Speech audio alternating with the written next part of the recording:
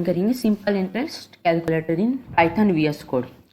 चलो, simple interest के अंदर क्या क्या होते हैं टर्म, जैसे सिंपल इंटरेस्ट हो गया, अमाउंट हो गया, प्रिंसिपल, रेट, टाइम, ये तो सब होता है। इसके अंदर देखो, अभी हमें 3 वेरिएबल बनाने पड़ेंगे, प्रिंसिपल, रेट और टाइम। और जो सिंपल इंटरेस्ट होगा, principal into rate into time upon 100 होगा। उसके बाद हम क्या करेंगे, प्रिंट सिंपल इंटरेस्ट को कर देंगे। लेकिन अमाउंट भी तो एक वेरिएबल है, तो प्रिंट हम क्या करेंगे, अमाउंट, एक नया वेरिएबल बनाएंगे अमाउंट। अमाउंट भी तो, मान लो हम सिंपल इंटरेस्ट बना रहे, लेकिन सिंपल इंटरेस्ट कैलकुलेटर ही हम बना रहे, सिंपल इंटरेस्ट डायरेक्ट निकालने का। अगर हम एक्स्ट्रा में हम इसके अंदर क्या ऐड कर सकते हैं, अमाउंट को। इसलिए हम सबसे पहले तो हम इस वाले कोड को हम समझ लेंगे, काफ़ी इजी, एकदम इजी है, बेसिक सा।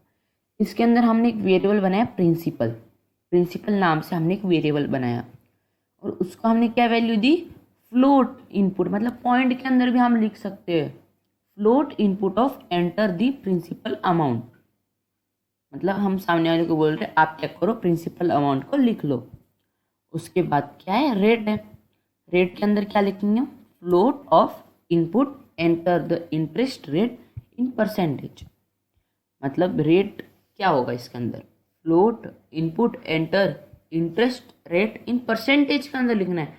मतलब हमें ना कि इसके अंदर 0.12 मतलब 10%, ये जो होता है ना 0.12, ये जो 10% होता है, ये नहीं लिखना है हमें, डायरेक्ट इन परसेंटेज के अंदर रेट को लिखना है। मतलब डायरेक्ट 10 लिखना है। अगर 10% होगा तो 10/100 कुछ कुछ जन 0.1 लिख देंगे, नहीं, यहाँ पे हमें क्या लिखना है, बस 10 को लिखना है। आगे हम 100 से डिवाइड कर लेंगे, यहाँ पे क्या लिखना है, बस 10 लिखना है। यूज़र को वो ये बता रहे हैं इस लाइन के द्वारा। उसके बाद टाइम लिखेंगे, float input and the time period years के अंदर लिखना पड़ेगा, बेसिकली यही तो ईयर्स के अंदर ही तो होता है।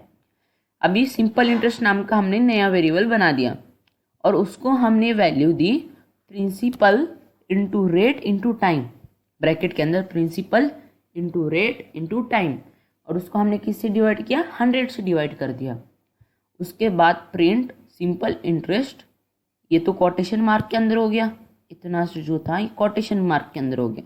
उसके बाद हमें क्या करना है, कॉमा डाल के एक स्पेस डाल देना है, क्योंकि सिंपल इंटरेस्ट ये जो कॉलन दिख रहा है उसके बाद में एक स्पेस दे के वैल्यू आ जाएगी। एक स्पेस के बाद हमें क्या देना है, सिंपल इंटरेस्ट को देना है। सबसे पहले तो हम क्या करेंगे, Ctrl+R दबा के इसको रन करके देखेंगे। सबसे पहले तो हम प्रिंसिपल देंगे, बेसिकली कुछ भी दे दो, 1500 दे दो, चलो ठीक है। रेट क्या देंगे हम, 30% का रेट देंगे हम। उसके बाद टाइम कितना देंगे, 4 ईयर्स का देंगे। तो हमारा क्या आ रहा है, सिंपल इंटरेस्ट 1800.0, ये 0.0 तो आपको पता ही है फ्लोट के अंदर, इसलिए इसने पॉइंट ऐड कर दिया। वैसे तो ये मैथ के अंदर इंटीजर में ही काउंट होगा, लेकिन कोडिंग के अंदर ये पॉइंट लगाने के बाद फ्लोट के अंदर काउंट होगा। अगर बेसिकली हम 1800 लिखेंगे तो किसके अंदर काउंट होगा, वो इंटीजर के अंदर। लेकिन अगर 1800.0 लिख देंगे है तो बेसिकली सेम ही है, दोनों का वैल्यू सेम ही है, लेकिन पॉइंट लगाने के बाद 0.0 या 0.01 या 0.022 पॉइंट लगाने के बाद ये किसके अंदर काउंट होगा, फ्लोट के अंदर काउंट होगा। ठीक है, यहाँ तक तो आपने समझ लिया। अभी यहाँ पे ये वर्क भी कर रहा है एकदम अच्छे से। चलो ठीक, मैंने लास्ट वीडियो में आपको केल्विन, मतलब केल्विन का टेम्परेचर इन केल्विन वो सब बताया था। उसके बाद मैंने ये भी बताया था स्क्वायर रूट फाइंडर, और मैंने क्वाड्रेटिक इक्वेशन का भी बताया था।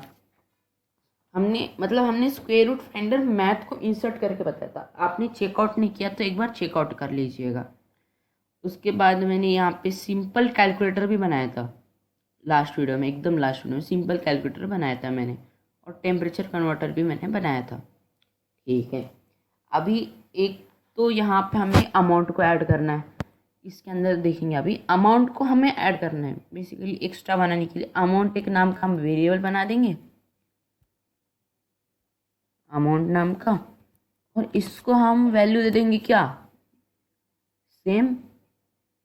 क्या वैल्यू होगी इसकी, सिंपल इंटरेस्ट प्लस प्रिंसिपल, यही तो वैल्यू होगी। इसको हम सिंपली कॉपी कर लूँगा मैं यहाँ से, Ctrl+C, यहाँ पे Ctrl+V, सिंपल इंटरेस्ट प्लस क्या, simple interest plus principal, amount का वैल्यू यही तो होता है, Ctrl+V। चलो, और amount is equal to simple interest plus principal. यहाँ पे हम इसको सिंपली कॉपी पेस्ट करेंगे, प्रिंट अमाउंट